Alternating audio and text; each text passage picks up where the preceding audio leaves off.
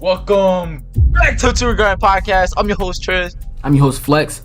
And today we got Coach Belton and Coach Myles Nash, newly appointed St. Augustine coaches coming straight from Winslow with a very controversial decision to leave after winning 2 back-to-back state titles.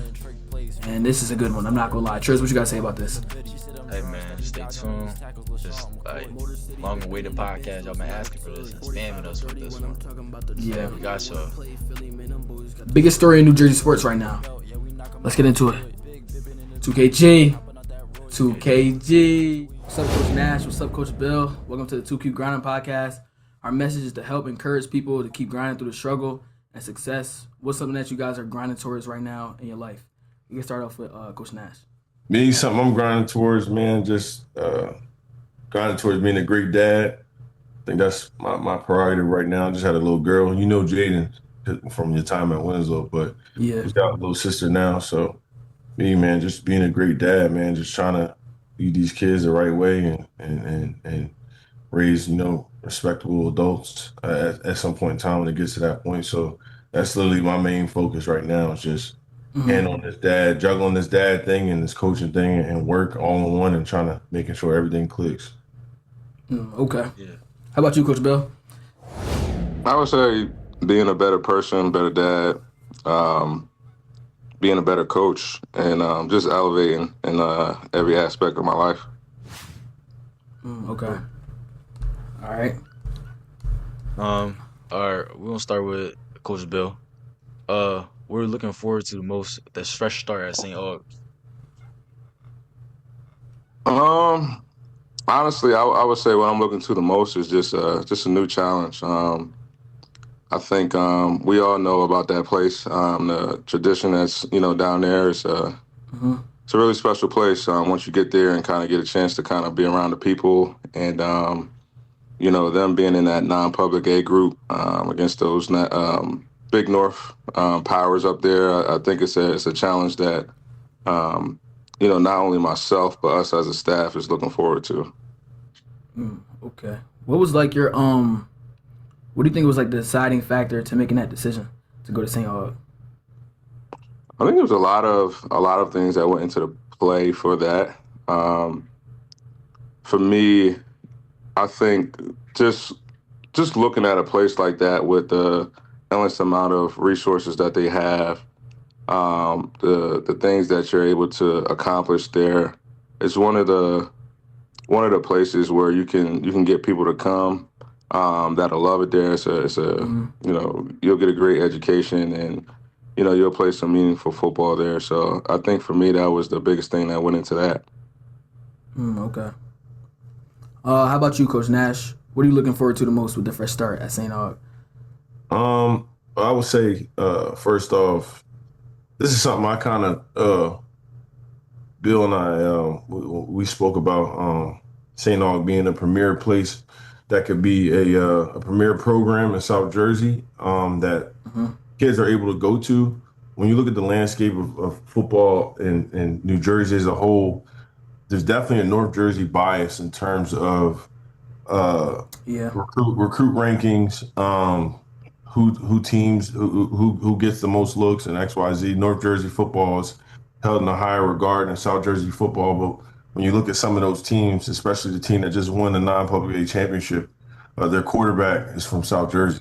And really the issue is we didn't have a place in South Jersey that was a premier place that kids wanted to go up and compete with those non-public A teams.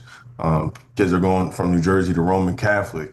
They're going to St. Joe's Prep. Kyle McCord is a guy who's from South Jersey, right? That went over the bridge to go to high school. There's a number of them that are going over the bridge to go to high school. So for me, if we really want to elevate South Jersey and kind of get rid of that bias, I thought that this made the most sense to go work with Bill. Obviously, him being my best friend, but to go work with him and help him build this thing and take it to the next level. So honestly, it was a move for South Jersey as a whole. It wasn't about one school or the other. I think we collectively agree that it just was a move that needed to be done for South Jersey. Yeah, I agree as well, honestly. that. But next question: what was your favorite memory from the TWW era? Coach Bill. We had I would say the 14-0 season. I think that was a special season. Just it being the first time that we ever won the whole thing. Obviously, winning the sectional was huge, but getting over that hump, beating Millville in that state semi game, which was a nail biter. They had a great program and a great player down there that was causing a lot of people fits. We got over the hump, and then we played Phillipsburg at Rutgers, which was a fun game. All of our guys were having fun. We got a chance to play in the snow. It was just a wonderful atmosphere. So I would say, that season alone was probably one of the best moments in that era and in my life too, honestly. Everybody knows I'm a Winslow guy. I walked those hallways, graduated from there. Yeah. And then, went off to Penn State and did a bunch of great things there. But, being one of the guys that, went there and coming back and, winning of the first state championship, you can't write a better story than that. So I'm very, very proud of that. Okay. Congratulations on that. That was a great year. That was one of my favorite football seasons, too. Even though I didn't play, it was still good, though. All right, how about you, Coach Nash? What's your favorite memory? A lot of good memories at Winslow. Obviously won the 2 state championships, but I'll just touch on something that happened this year that kind of really captures just the emotions of the game and the emotions you go through the game. I'm just going to talk about it because it's something you've already talked about on your podcast. I think I know what you're talking about. With a player of mine, Julian Peterson. So I'm just going to touch on that and kind of explain what happened there because this was like you couldn't have wrote a better story. But basically, when we played Bricktown, was it Brick Township? Memorial. Brick Memorial, whatever it is. We had a situation where Jules was locked man-to-man backside, and Brick Memorial they were running the sluggo with the number one receiver, and Jules was cutting it loose, thinking it was initially a slant, and he was cutting it to a SAR, and he was peeling off and taking it back, leaking out of the backfield. And when he did that, and the receiver ran the sluggo, he was completely by himself, right? Mm-hmm. So an adjustment had to be made to stop that from happening. And we were up late in the game, and it happened again. They missed it one time, and then they came back and ran it again. The dude was wide open, and they didn't throw it to him. So I'm just on the sideline screaming. I'm like, get him out, get him out, get him out. But we ain't had time to get him out. And literally next play, Jules catches that one-handed interception. So it just was hilarious because you know how I am, Felix. I coach you. Like, yeah, that's just the emotions of the game. You know what I mean? Like, Jules is a freaking phenomenal player. I love Jules. We had a bunch of phenomenal players. But in that moment, when you're going through the emotions of the game and you can't really relay the information that you're trying to get to a player, the first thing that comes to mind as a coach is like, get him out so we can, we could talk to him and get him coached up. And at that point in the game, I was like, yo, get him. We got to talk to him, XYZ. And then next thing you know, it was a hurry up. We couldn't get anyone out. There was no time. And then Jules is still in the field and he catches that one-handed interception, which I think was obviously the play of the playoffs. And the past 2 years in South Jersey play, we're undefeated. All right. The only 2 games we lost in the last 2 years with IMG and Bergen Catholic. Right. So that I would say that game, both the semifinal games before going to the championship were the only really close games we had in public school play. So that's definitely one of my favorite memories at Winslow. I'm not gonna forget that one. Okay. Speaking of IMG, how crazy was it to play like a team that's internationally ranked? Like, what was y'all thought process going to that game? Yeah. Let's go win one. Yeah, I mean, Felix, you know us better than anybody, right? Like, we don't care about who we play. Yeah. They put on their pants just like we do. So, we felt like we had the team for it. We returned a bunch of guys and, Boomer, Parker, you have Benji. You have a number of guys that can play football. TJ, Makai, Anybody you can name them. We just returned a bunch of guys, and it's a great experience for our kids, and not only for them, but just the brand of Winslow football and where we were trying to take it. When we got the call that this is something we can potentially do, me and Myles were definitely excited about it, and it placed us on a stage that Winslow has never been before. We received Yeah. a lot of attention from it. Of course, we didn't win the game. At halftime it's 21-14.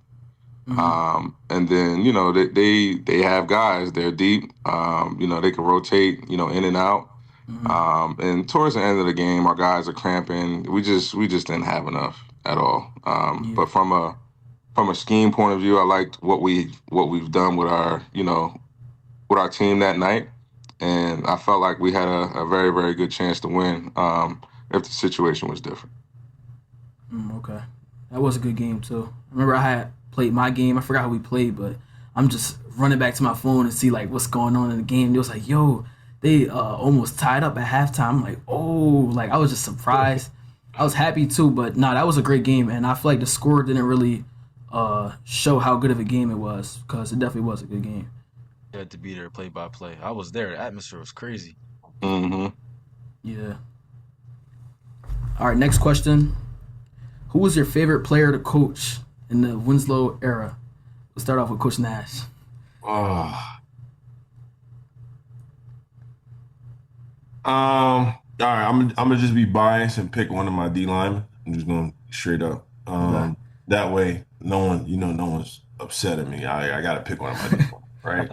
Um, mm, this is tough. All right, before I pick, I'm just gonna say I freaking love every last one of my D linemen. McCain, Malachi, Mm-hmm. um, Sean Luke, who we developed to get to play for his senior year. Rob Christarfin, who when I showed up the first day, man, Rob, I laid it pretty tough on Rob, man. I don't think Rob thought he was going to play for me, but ended up being all state last year. But Yeah. um, Mhm. it's tough, but I'm going to have to go with Benji, man. I really am. I'm going to have to go with Benji. Me and Benji, man, everyone says we have a love-hate relationship. Yeah. And I tell everybody, like, Benji, to me, in my opinion, he's like a son to me. He'll probably tell you, like, man, I can't stand him. But um, Benji, man, he's just a really good football player. He's dominant. He's a firecracker. And yeah, just the emotions he goes through playing. He reminds me a lot of myself back when I was a young teenager, just in terms of um, the emotional standpoint, from the emotional standpoint of the game, and how much he loves football and how he takes it, how Yeah. mad he gets over mistakes, how eager he wants to make plays and do certain things, and um, he'll go, man. He'll go. He'll play with any injury, turf toe, knee bent, messed up. It doesn't matter. It takes him a lot Mm-hmm. to take him off the field.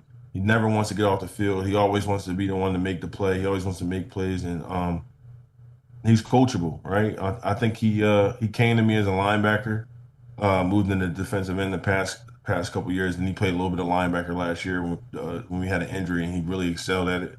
So he Yeah. had to take it there too. But um, from a defensive end a pass rushing standpoint, the things he was able to do these past couple years that I've had him, the 3 years, I've really been impressed with.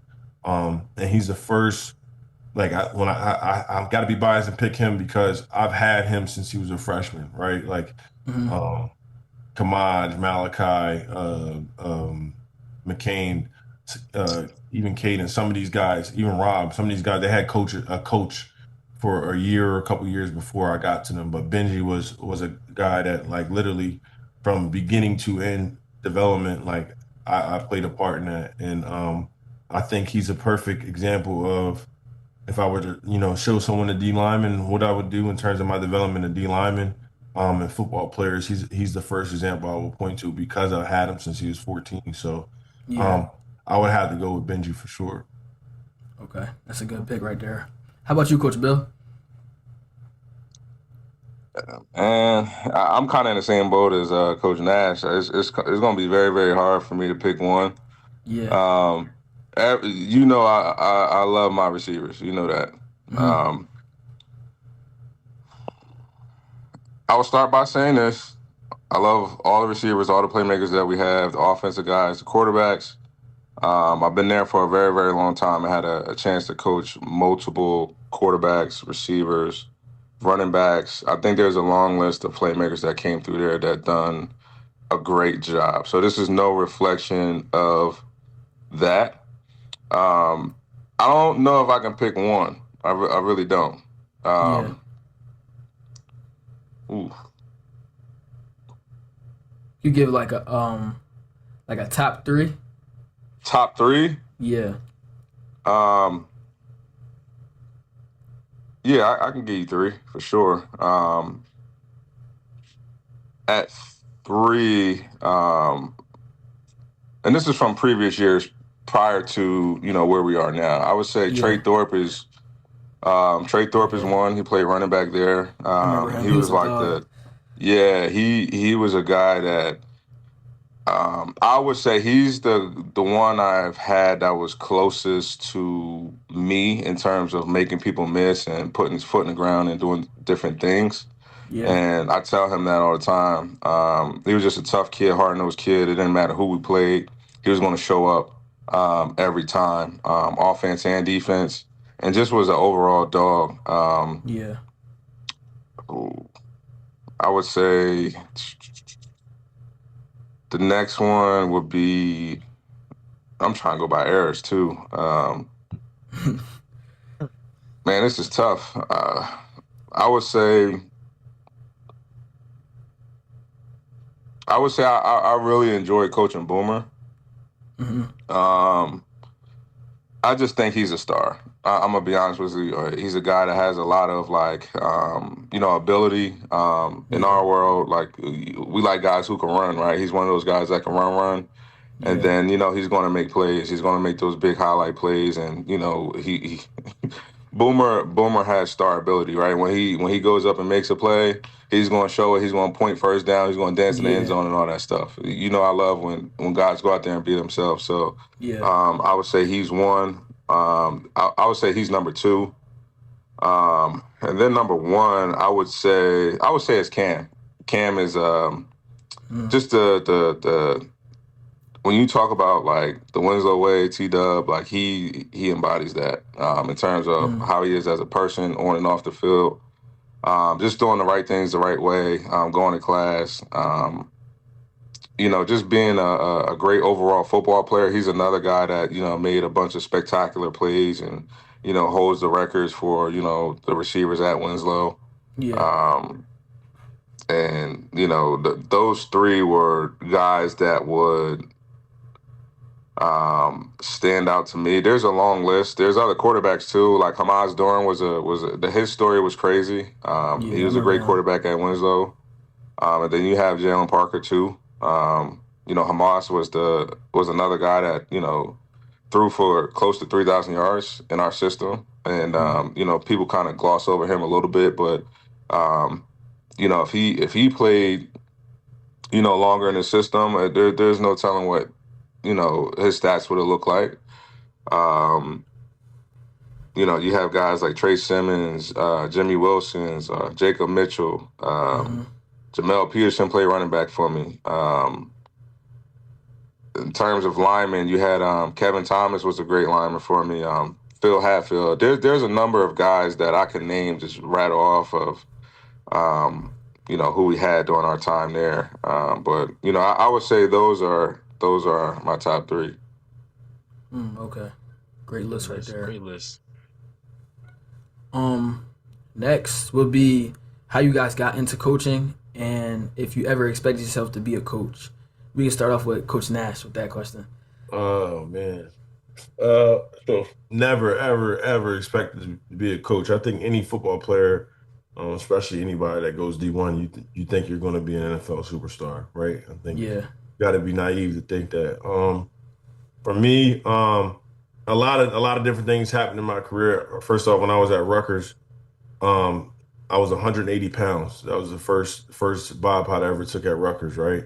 And they started me off at outside linebacker. Then I gained weight, moved to DN, then I moved to tight end, then back to DN, then I'm playing DN and tight end, right? And we had a lot of rough years at Rutgers while I was there. And ultimately, there at Rutgers, I would say when I talk about my career, it didn't go the way it needed to go for multiple reasons. Some reasons I couldn't control and reasons I could control, right? And I think that's the big thing about becoming a coach is me learning, a lot of the things that I didn't take advantage of that I had an opportunity to take advantage of when I was a player, like the yoga on Saturdays and having a team nutritionist and having all those things to make sure you do the things you need to do to be successful, right? I think the day of my pro day, I always tell everybody like I ate McDonald's, right? Before I had one of the Damn. biggest tests of my life, right? Like, you know what I'm saying? That's not a sign of a guy that's locked in, right? And Yeah. ultimately me getting a chance to even touch an NFL minicamp was solely just based off of size and ability, right? And then playing in the AAF after, I think was a great experience because my last coach was Mike Martz. I don't know if you know who that is. Might be a little young for that, but Super Bowl winning coach. So it was cool to have that experience and have a relationship with him. But when football was over, get a call from Coach Ash, who's now the DC at Notre Dame. He was like, "Yo, are you interested in coaching? You always been, a guy that was smart. You got an high football IQ, and I think you'd be good at it."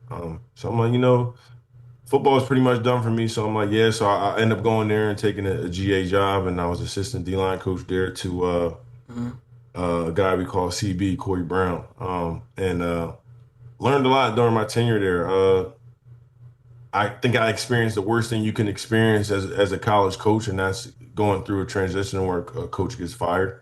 Um, and you see a lot of things in that transition. Like I've seen, wives coming to the building upset, like mad that they got to pick up and move the kids again because you get fired, right? The head coach gets fired, everyone's getting up and they're moving, right? So now they got to pull their kids out of school. Then you probably could be moving halfway across the country to go teach at now Texas Tech when you were just coaching at Rutgers, for example, right? So seeing that, I remember I seen a coach, not gonna say any names, he forgot it was his wife's birthday. She came to practice thinking he was gonna take her out, right? And then he's like, "Well, I can't go out. I got practice right now." You know what I'm saying? So ultimately for me, I loved coaching. I loved the experience I had, but I knew if I needed it in order to be the husband and the father I wanted to be, there's no way I could get that done at the college level. It just wasn't possible, right? Because my dad was at all my football games growing up. He was present for everything, right? You go take that college job, that's something that you got to be okay with sacrificing. And me, ultimately, I wasn't okay with doing that. So I tell everybody this joke. I love Coach Shiano. Shiano offered me at Rutgers, but I tell everybody this joke like I didn't even give him a chance to persuade me to stay. When he got hired and came back, I resigned immediately because I'm like, I know what I wanted to do. And obviously went into a different endeavor, right? And then started out coaching in high school. And really wasn't too involved in the high school level, was just helping out. And then I get a call from Bill, and the rest is history. So Yeah. that's pretty much what got me here now. Wait, how did you guys know each other? Like, how'd you guys meet each other? All right, so Bill was a junior when I was a freshman, right? No, it was my senior year when we played. Okay, he was a senior and I was a freshman. So I was on varsity at Timber Creek, but I didn't play. Yeah. And Bill played, and No, no, I'm sorry. I was a junior year. I was a junior. junior. Okay, all right. We had I want to say it was a turkey game. I don't know what game it was. Bill came to TC to play, and at this time he was a quarterback, and he was running all over the place. And I'm like, who the hell is this? Like, couldn't tackle him. It was like watching Mike Vick in high school, right? So I'm like, no clue who he was. I just remember going to Rutgers, right? Obviously, I think it was my redshirt freshman year. We had a game with Penn State, took it to the wire, and we almost beat them. And then they last second field goal at the end of the game, and then I walk up to Bill at the end of the game. No, I scored. Oh, you scored? Okay. Yeah. All right. Well, Yeah, Bill yeah. scored. Yeah. Bill scored at the last second. I think it was a goal line handoff. Not to take nothing away from him. He had a little goal line handoff. He scored at the end of the game. I was sick because I swear we were going to tear campus down if we won that game. But sold out game. It was a great atmosphere. We ended up losing. Talked to Bill after the game. Said what's up, but nothing crazy. Me and Bill, we weren't nowhere near as close as we are now. Ultimately, what happened was he had this training business called Athletic Firm, and my little brother, he graduated Timber Creek 2018. He played receiver. Bill was training him. and it's had a really good relationship. When basically by way of my little brother, Bill was like, "Yo, I need Myles." Right after his first year as a head coach, and my little brother calls me like, "Yo, you want to come here and help out at Winslow with Bill? Bill wants to make you the DC, blase, blase." And at this point, I wasn't really seriously into the high school coaching game. I just was like helping out. But I'm like, this is a big step, like what he's asking me. But I'm like, I can swing it, right? So I go do it. I'm thinking it's just going to be something, like, all right, I'm here. I'm the DC. We're going to win some games. XYZ. I had no idea, but we're competitive. We start taking the shit completely serious, right? Like we're running Texas games. We're running stuff that we did in college, right? So ultimately, it became what it is now, right? When you do something, you can't have one foot in and one foot out. We just took it very serious. So that's pretty much how we brokered our relationship, and then the rest is history, man. Like my wife always joking because we're on the phone like 2 hours a day. I know his girl gets mad too. Like we're talking all the time on the phone every day, just always constantly trying to get better. So all this stuff that's coming to fruition now, it's years of work. So we've been together. Oh, that sounds Paul. We've been coaching together 4 to 5 years now, I want to say. So that's pretty much how it started. Okay, rest is history.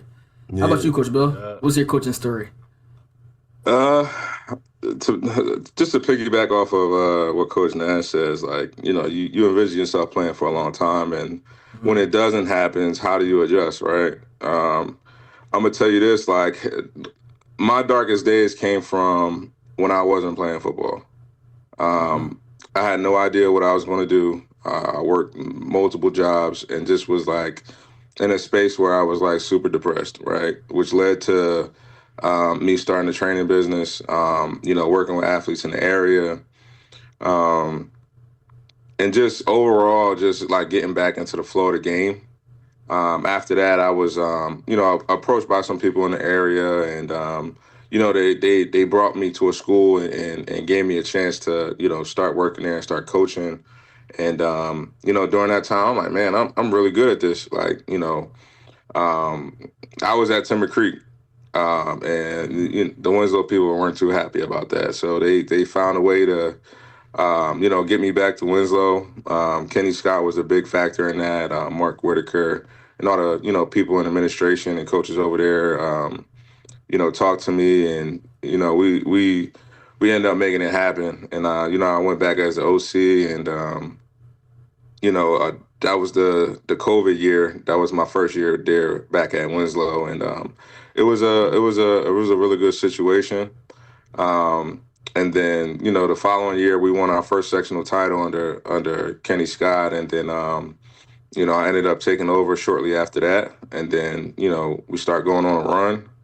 I felt like that following year, my first year we went 6-4. I had a staff that was left over from Kenny, and it wasn't really my thing yet. After that year, I learned a lot. I started getting people around that I felt that would be a great fit for, not only our program, but, for me. I like being around people that, I love working with, that has great energy and things of that nature, which led to me, reaching out to Myles and Jordan Nash, and, multiple other guys as well. Christian Hackenberg was on staff. We had a tremendous staff at Winslow. Quanzel Lambert. There's a bunch of people. Kareem Ali, Prince Drew Bay was a letterman. You got Dev Robinson, that was a letterman from Winslow. So I was able and fortunate enough to put together a really good staff. And I forgot Ezra, Archie, Ev Warmley. There's multiple guys that I worked with over the course of my time at Winslow that I'm super grateful for. I think that's everybody. Quentin Austin is another one. I don't want to miss anybody. So if you're seeing this, please don't feel offended.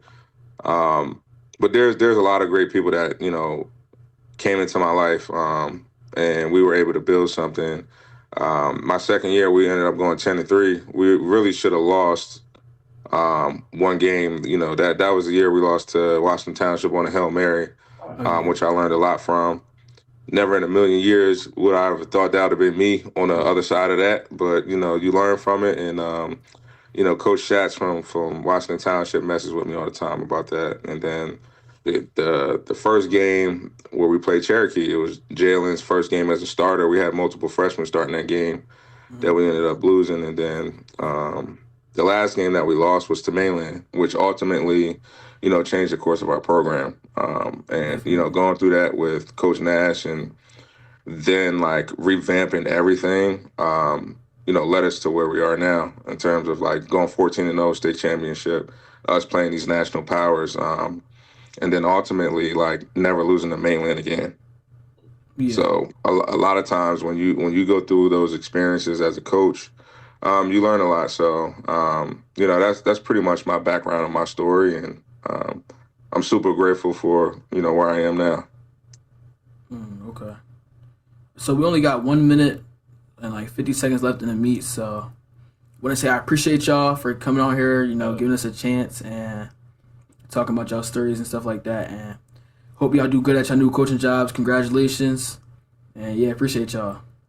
Thank you. Appreciate Yep. you. Love what anytime. Love what y'all doing, man, too, man. Staying you. out the way, doing something positive, formulating your own thing. So keep going, man. Keep doing what you do. Yep. Just to piggyback on that. Keep doing what you're doing, man. This is a great thing. Yeah. And I'm super proud of you, Felix. I am. Just, you know, obviously you're a hardworking kid. And you know, you can do a lot of great things, but I'm in love with what you're doing now. So you know, keep it up, and you know, if you ever need anything from us or from me, I'll be here to help. Appreciate that. Sure. HFTCP, by the way. You know, I ain't in Winslow no more, so I can say that again. Okay. HFTCP. You already. All right, bro. All right. Thank you. You guys have a good day. Yeah. You too.